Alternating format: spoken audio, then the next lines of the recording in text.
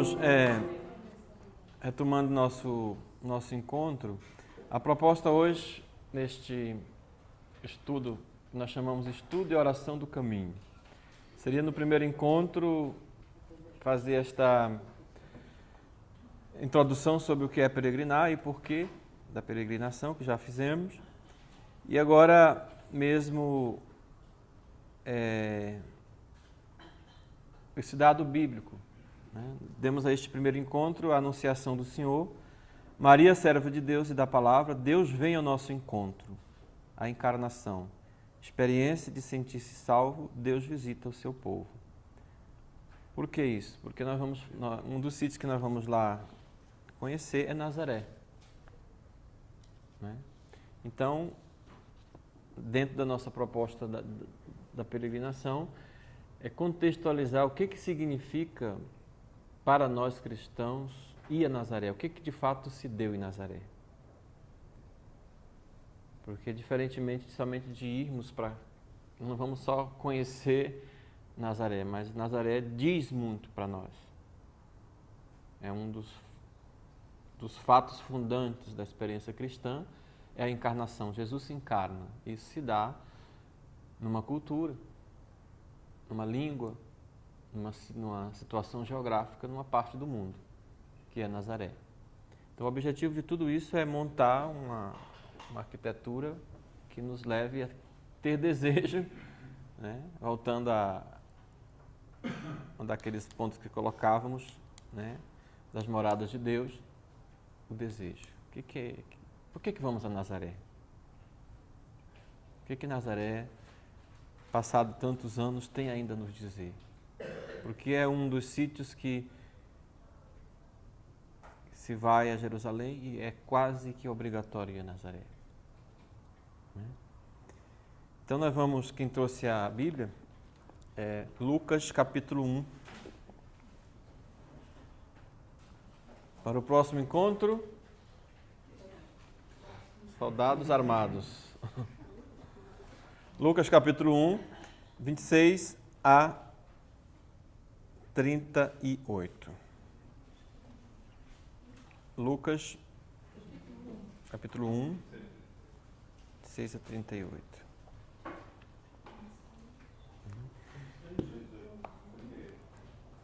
26 a 38. Então, aqui, por que nós vamos visitar esse texto? Qual é o nosso interesse?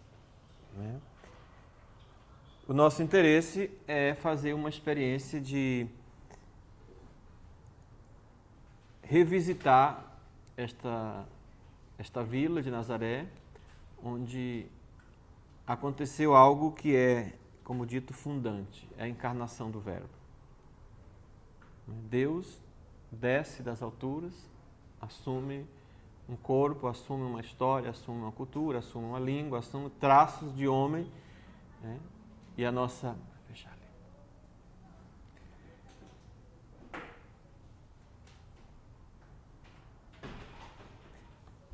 Então,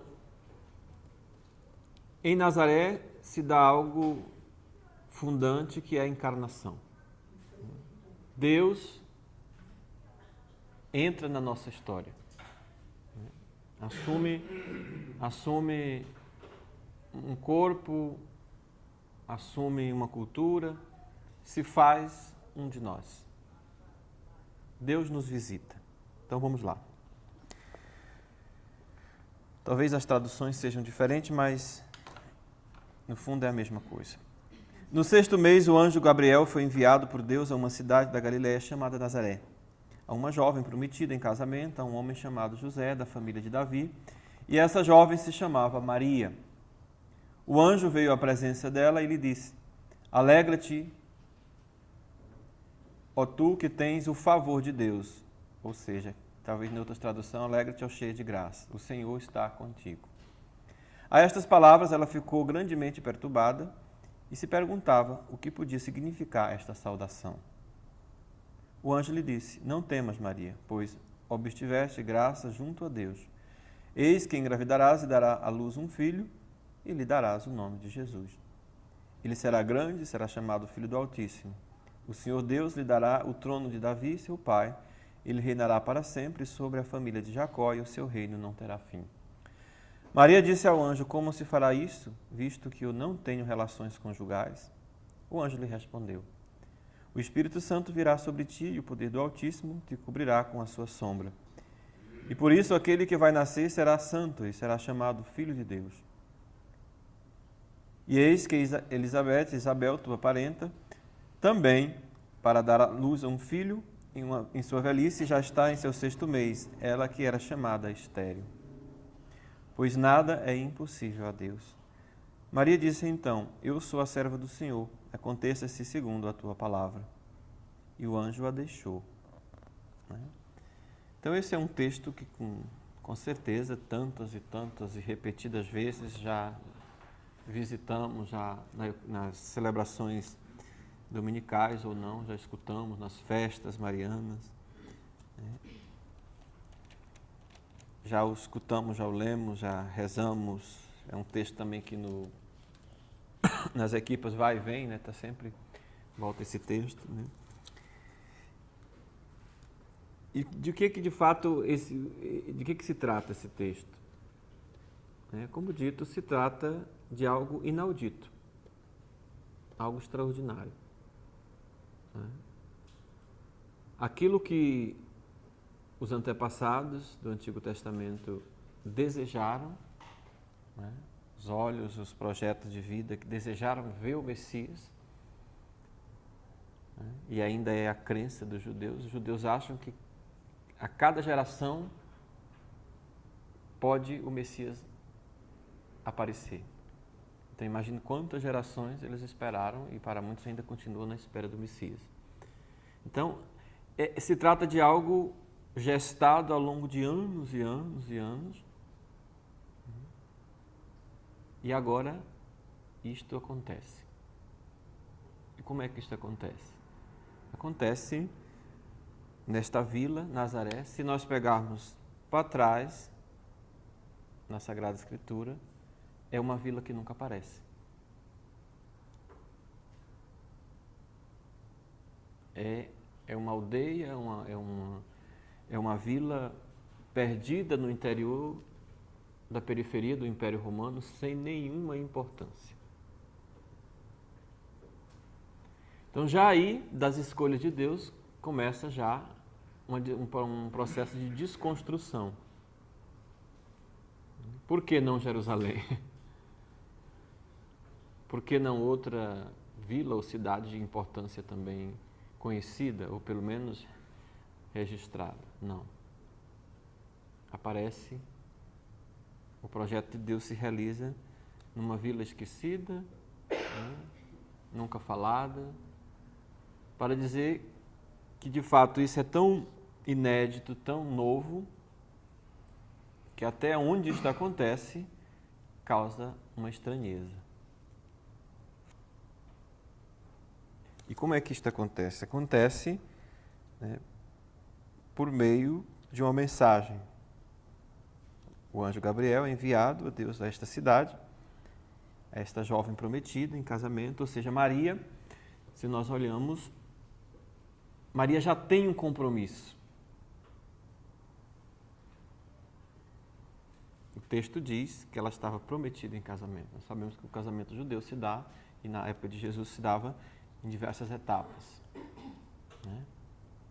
Noivado, a realização e tudo aquilo que nós já sabemos. O certo é que é uma menina, a tradição diz que possivelmente Nossa Senhora devia entre 13 e 14 anos.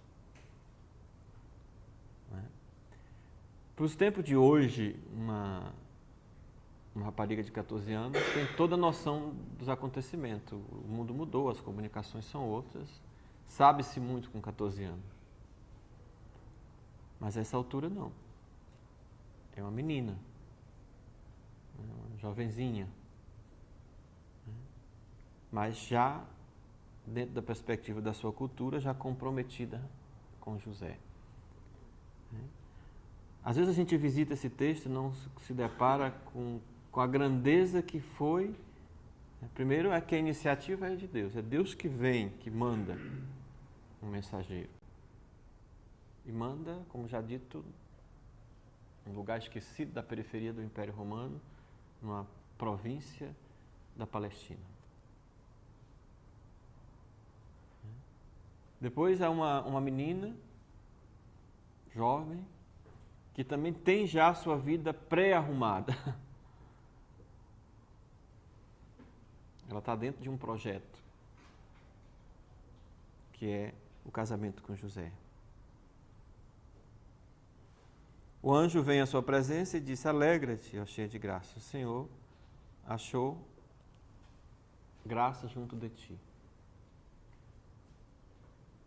Como eu disse, a gente visita esse texto e muitas vezes não se dá conta do que isto significa concretamente para alguém. Imagina o que foi para esta Maria, com esta idade, numa vila esquecida de uma província do Império, sem nenhuma importância, qual é o impacto disto? Porque ela sabe, ela é herdeira da tradição religiosa do seu povo. O final desse texto é o famoso Magnífico, onde Nossa Senhora, pelo canto que diz, que faz na casa de Isabel, o Magnífico, ela dá conta dos grandes acontecimentos da história do seu povo.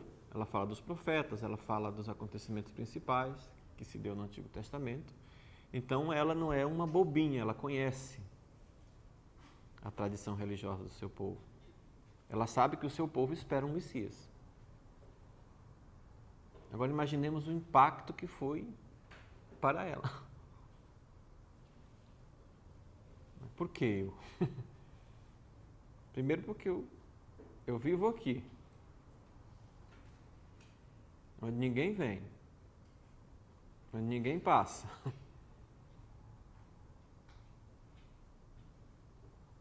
Por que não uma que não está comprometida? Eu tenho já um compromisso. Estou prometido em casamento.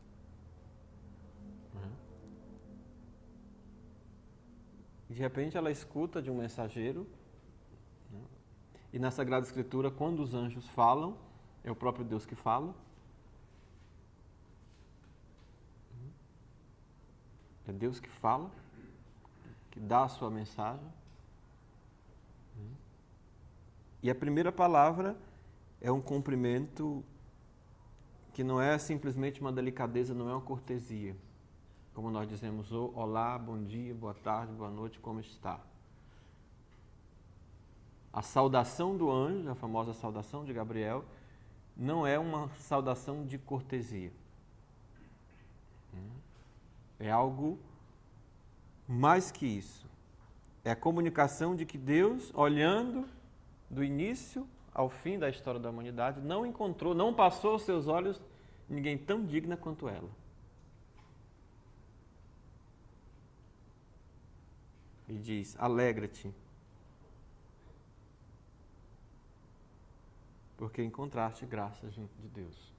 Graça, aqui o texto grego, xeratomene, quer dizer alguém que tem uma intimidade, uma amizade muito profunda junto com o outro. O texto diz que ela encontrou, que ela tem graça diante de Deus. Conseguem ver a cara de Nossa Senhora nesse momento? O impacto que foi isto? Traduzindo para cá, imagina se isso se desse no Alentejo do século XV. Uma dessas vilas aí perdidas. Imagina o que se passa diante, e mesmo existencialmente a gente talvez nunca consegue perceber isso. O que se daria com cada um de nós se... Primeiro, se alguém ouve vozes, já está fora do contexto, né? Já é um candidato à esquizofrenia, ou qualquer coisa do gênero. Agora imagine se isso se dá com um de nós por aí. Qual era a nossa sensação? E o texto se encarrega de dizer o que se deu. Né? A estas palavras ficou grandemente perturbada e se perguntava o que podia significar esta saudação. Por isso que não se trata simplesmente, como dito, de uma cortesia, de uma saudação por educação. Quando a gente chega ao pé de alguém e diz isto ou aquilo.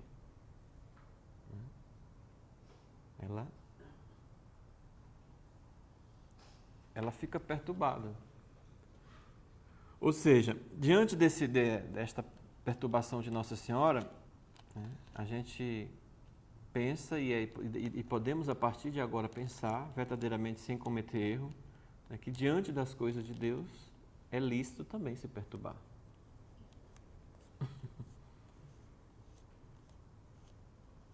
Porque ao contrário do que nós pensamos, né, Deus não entra definitivamente, olhemos, aqui começa a trajetória de Nossa Senhora, definitivamente Deus não entra na vida de ninguém para lhe facilitar a vida.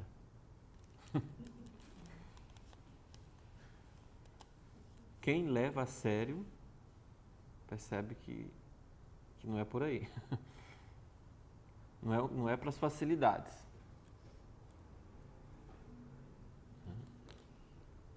Então ela fica perturbada. Então aqui muitos teólogos, muita coisa já se escreveu, né, e, sei lá, com um certo respeito, um amor, que de fato temos que ter esse amor a Nossa Senhora. Quase que os textos que se construíram foi de fato para proteger Maria, para dizer que ela não foi perturbada, que as coisas foram muito naturais, mas é mentira. Porque se fosse tão naturais, ela perdia o que a identifica, que é a sua humanidade. Então tiveram uma certa preocupação com o exagero de criar uma barreira, um muro de proteger. Não, isso não. Foi muito fácil. Ela diz, estou aqui, eis aqui a serva do Senhor. Não foi assim. Olha cá que isso dá muito trabalho. Se perturba. Algumas coisas no tempo de hoje ainda não nos perturbam, algumas decisões que temos que tomar. Quem não se perturba de você? Quem não perde noite de sono para tomar uma decisão? E às vezes quando toma ainda fica meio desconfiado. Será que eu tomei o caminho certo? Então ela se perturba, fica perdida. E não sou eu quem diz, mas é o Lucas, que é o evangelista feminino, que entende da finesse da alma feminina. Lucas é especialista nisso, capta as coisas muito, muito sensíveis, né, próprio do mundo feminino, e com a sua pena, com a sua narrativa, consegue perceber traços muito particulares da alma feminina, porque Nossa Senhora, né, aqui aparece algo muito próprio do mundo feminino. Ela diz, não é uma saudação. Talvez um homem não percebesse isso. Deixa isso para lá. Mas a mulher é muito preocupada, mas isso aqui tem uma certa coisa aqui que não está bem. É como aqui eu sempre, quando trato esse texto em estudo bíblico ou qualquer coisa, uma aula de teologia bíblica, eu sempre digo assim, essa situação de Nossa Senhora com essa delicadeza feminina tem muito, né, daquela delicadeza das nossas mães, que nos conhecem. A gente chega a casa querendo disfarçar as coisas, a mãe olha, você contente que parece que conseguiu disfarçar, né? Daqui a pouco, a mãe, o que se passa contigo? Então, Lucas conseguiu aqui muito bem registrar essa desconfiança, esse dado feminino de Nossa Senhora que perpassa o texto. Mas o que significa essa saudação? O que é isto? E aqui o texto avançando, diz assim, o anjo lhe responde, não temas, Maria, pois obtiveste graça junto de Deus. Então, primeiro, em todos os relatos, quando dessa natureza, quando há um encontro do humano com a divindade, a primeira reação é do temor.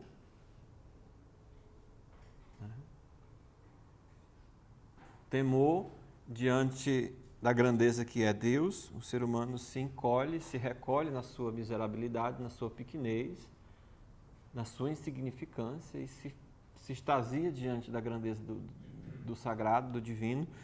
Então, dentro dessa recolha na sua insignificância, se perturba ou tem medo. Foi assim com Moisés, foi assim com os profetas. E a palavra do anjo, o anjo foi assim muito cortês, né, Maria? Não temas.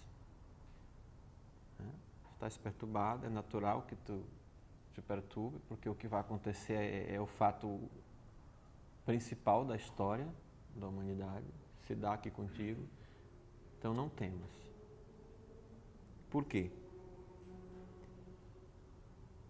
Pois obtiveste graça junto de Deus. Eis que engravidarás e dará à luz um filho e lhe darás o nome de Jesus. Ele será grande, será chamado Filho do Altíssimo. O Senhor Deus lhe dará o trono de seu pai Davi, ele reinará para sempre sobre a família de Jacó e seu reino não terá fim.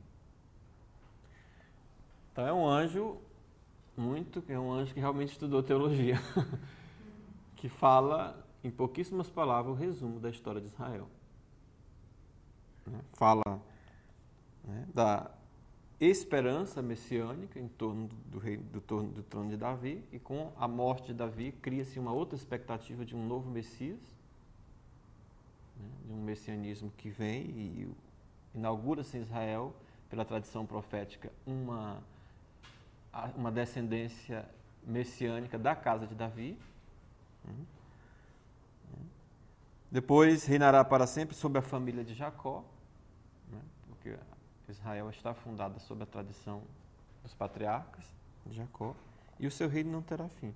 Ou seja, na resposta do anjo, para tranquilizá-la, o anjo muito sucintamente visita a história da salvação, das promessas e esperanças messiânicas. Isso é uma grande pedagogia deste anjo.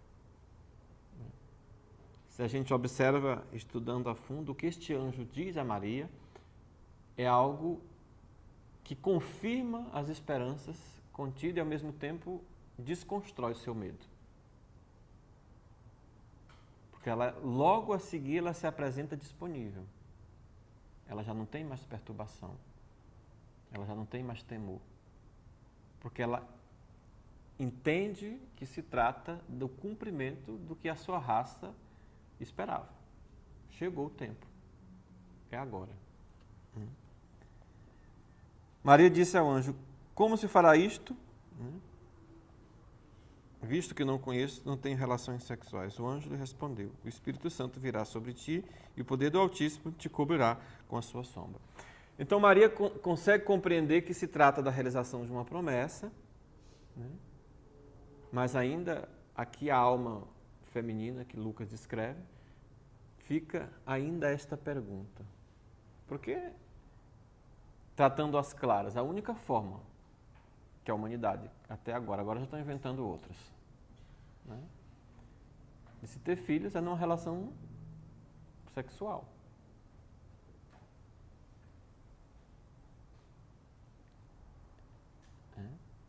Então ela tem essa 13, 14 anos, mas ela tem a noção de que isso é impossível. Como é que se dará isso? Agora percebam bem que a pergunta de Maria é do nível ginecológico. E a resposta do anjo, ele simplesmente finge que não escutou e dá uma resposta do nível teológico. O que se passa na cabeça de Maria é uma pergunta de mulher. Pergunta profundamente humana: como é que se dá isso? Porque eu não conheço homem. Algumas traduções falam exatamente de homem, não conheço homem, né? Outras eu não tenho. Essa tradução aqui é da Tebe, é uma tradução muito educada, diz assim: visto que não tenho relações conjugais. Muito refinada essa tradução.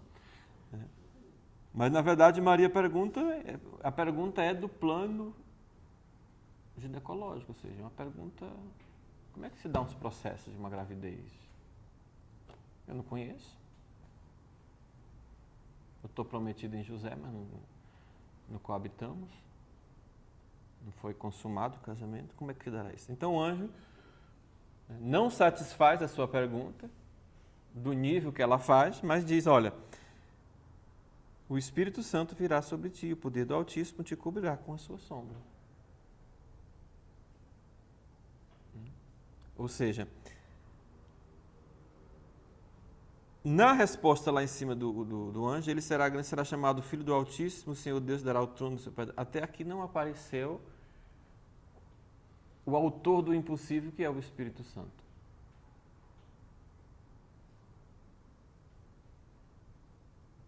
A pergunta é, eu não conheço o homem. A resposta é teológica. Não te preocupe, é a sombra do Espírito que vai te cobrir. Cobrir a tua sombra, por isso aquele que vai nascer de ti será chamado Filho de Deus. Esta é um ponto que intriga muita gente, por quê? Aqui, gente, não se trata, quando fala desse valor da virgindade de Maria. Se a gente não souber explicar isso, isso pode soar para a nossa fé uma acusação muito vazia, que se a gente não tiver os argumentos para nos defender, para nos posicionar, vai parecer que, e é o que nós ouvimos por aí, muitas vezes. Parece que a igreja tem quase que uma obsessão por essa virgindade perpétua de Maria. Parece quase uma obsessão psicológica, de apresentar uma figura virginal. Na cabeça de muita gente é quase uma obsessão. Mas o que se trata aqui? Qual é a necessidade de Deus entrar na história e se comunicar, se encarnar num processo virginal? Não é que a igreja, que a Sagrada Escritura tenha horror à sexualidade. Pelo amor de Deus, estamos cansados disso. Não temos horror à sexualidade. O problema não está aí. Quando Deus escolhe esse meio para se encarnar, é para dizer o quê? Coisa muito simples. Que a gente faz livros e estuda e não entende. É para dizer o quê? Que o homem não pode trazer Deus do céu e nem pode ir para o céu sem Deus. O homem não se salva a si mesmo, por isso ele não se dá a si mesmo o Salvador. Por isso que o Salvador não nasce, é homem, mas não nasce de uma relação sexual. Porque se assim fosse, o homem se dava a si mesmo o seu próprio Salvador. E o homem não se pode salvar. Pronto, é para isso. Não é fácil perceber? Não é horror à sexualidade. Só que as coisas não são ditas com clareza, com reflexão, com pureza de pensamento. Não é horror à sexualidade. É para dizer, o ser humano não pode trazer o Salvador do céu e nem ele pode se salvar sozinho. Por isso, a mediação é humana, porque Deus o Cristo não se faz anjo, se faz homem. Não desconstrói, não renega o gênero humano, mas ele é homem. É um mistério grande. É Deus que se faz homem, mas se faz homem para salvar aquilo que o homem não se pode fazer por si mesmo.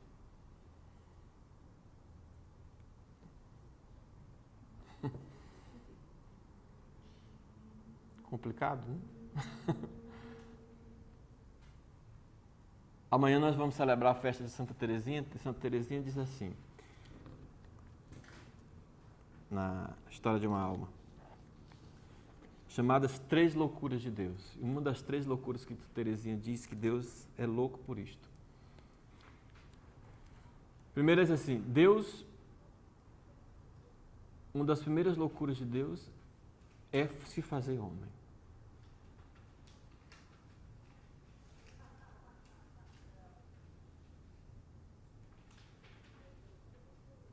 A segunda loucura, ela diz, é morrer pelos homens, numa cruz.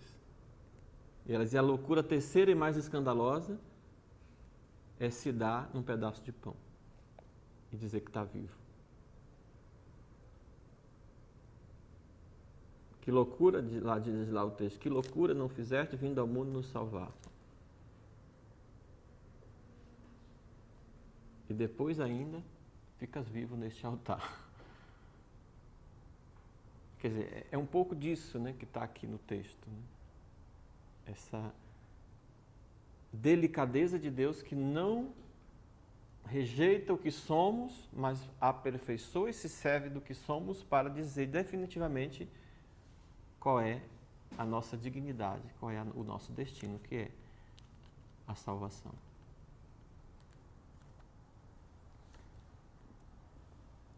Aí avançando, fala aí um pouco de Isabel, né, para dar um exemplo. Né? Isabel aqui não aparece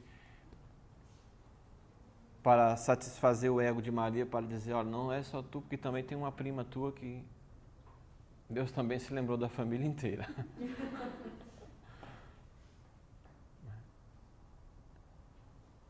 Mas é para dizer que o impossível também já aconteceu.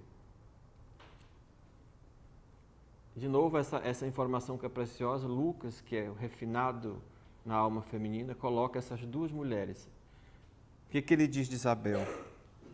Tua parenta está também para dar luz em sua velhice.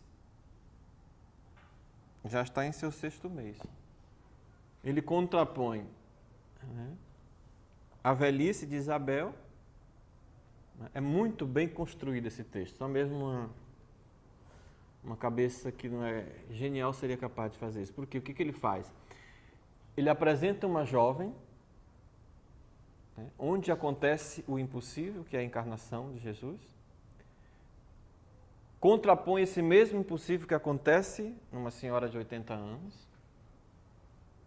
Quer dizer, é o mesmo impossível lá numa jovem, o mesmo impossível cá numa idosa. E mais que isso, né, o que ele contrapõe? Ele contrapõe as duas idades. Né? A abertura à vida e o fechamento da vida. Ou seja, a abertura à vida, que é Maria na sua idade pré-adolescente, e Isabel fechando o ciclo para dizer, Deus faz o impossível lá e faz o impossível aqui. E o que acontece? A ilustração que ele dá ao falar de Isabel é para dizer, olha, e isto já é um sinal de que também o Espírito Santo está atuando. Porque também Isabel, tua parenta, já é o 6º mês.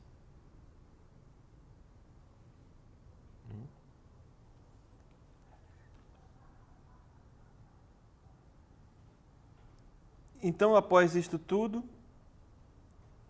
Maria então diz, eis a serva do Senhor, faça-se em mim segundo a tua palavra.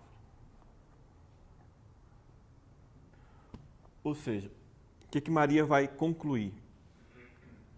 O que é mais bonito nessa narrativa, né, é que o ser humano quer buscar, e mesmo o ser humano, seja ele mais santo que for, que é Maria, tem e é lícito fazer as suas perguntas a Deus.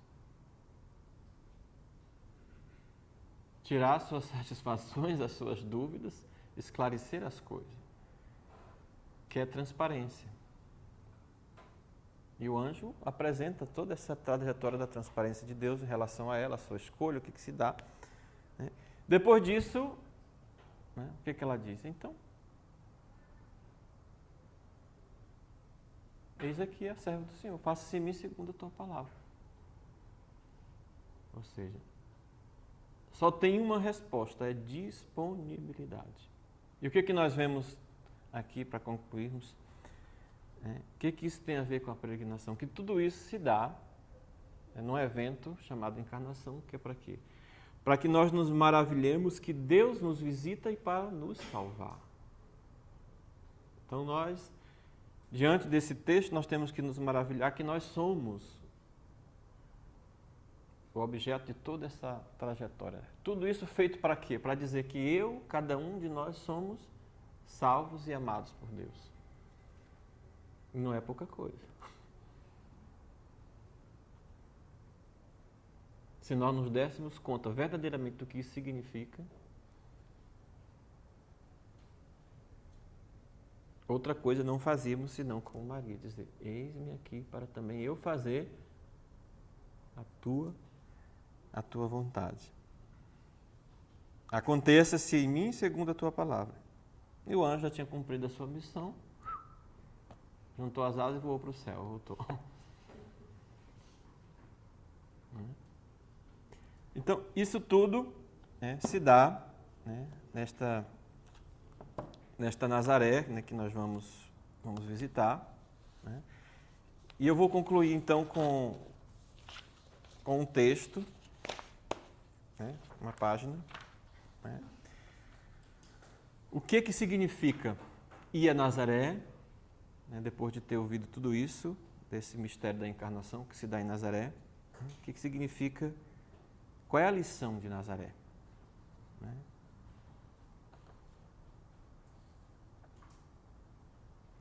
E eu pago a viagem quem descobrir quem fez o texto. Final da leitura. Vamos lá. Nazaré é a escola em que se começa a compreender a vida de Jesus, é a escola em que se inicia o conhecimento do Evangelho. Aqui se aprende a observar, a escutar, a meditar e a penetrar o significado tão profundo e misterioso dessa manifestação do Filho de Deus, tão simples, tão humilde e tão bela.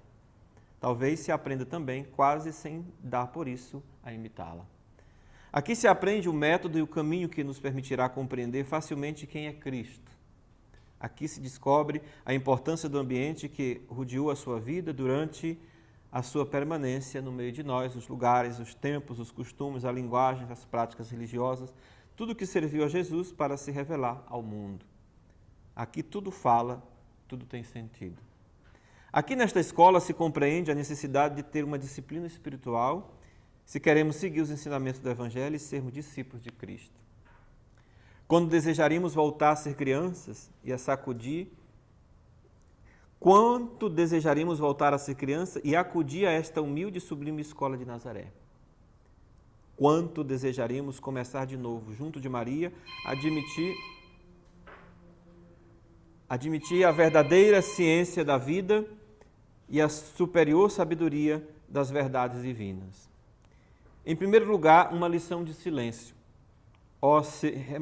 Se permanecêssemos nós no silêncio de Nazaré, esse admirável e indispensável hábito do Espírito, tão necessário para nós que nos vemos assaltados por tanto ruído, tanto barulho, tantos clamores na atingida e tumultuosa vida do nosso tempo.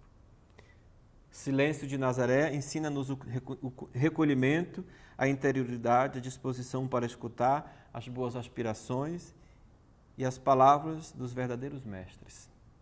Ensina-nos a necessidade e o valor de uma conveniente formação do estudo, da meditação, da vida pessoal e interior, da oração, que só Deus vê. Uma lição de vida familiar. Que Nazaré nos ensine o que é a família, a sua comunhão de amor, a sua austera e simples beleza, o seu caráter sagrado e inviolável.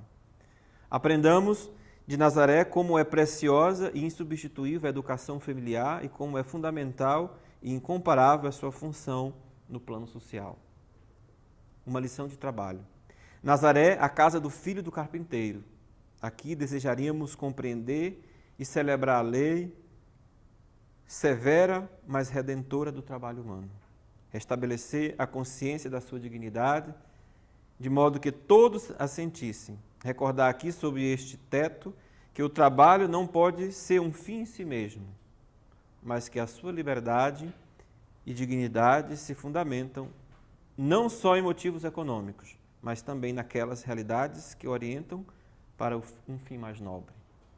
Aqui, finalmente, queremos saudar os trabalhadores de todo o mundo e mostrar-lhes o seu grande modelo, o seu irmão divino, o profeta de todas as causas justas que lhes dizem respeito, Cristo Nosso Senhor. Assinado no dia 5 de janeiro de 1964, Paulo VI, dentro da casa de Nazaré.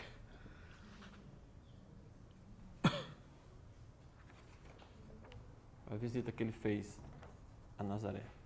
A locução, 5 de fevereiro de 64. Pronto.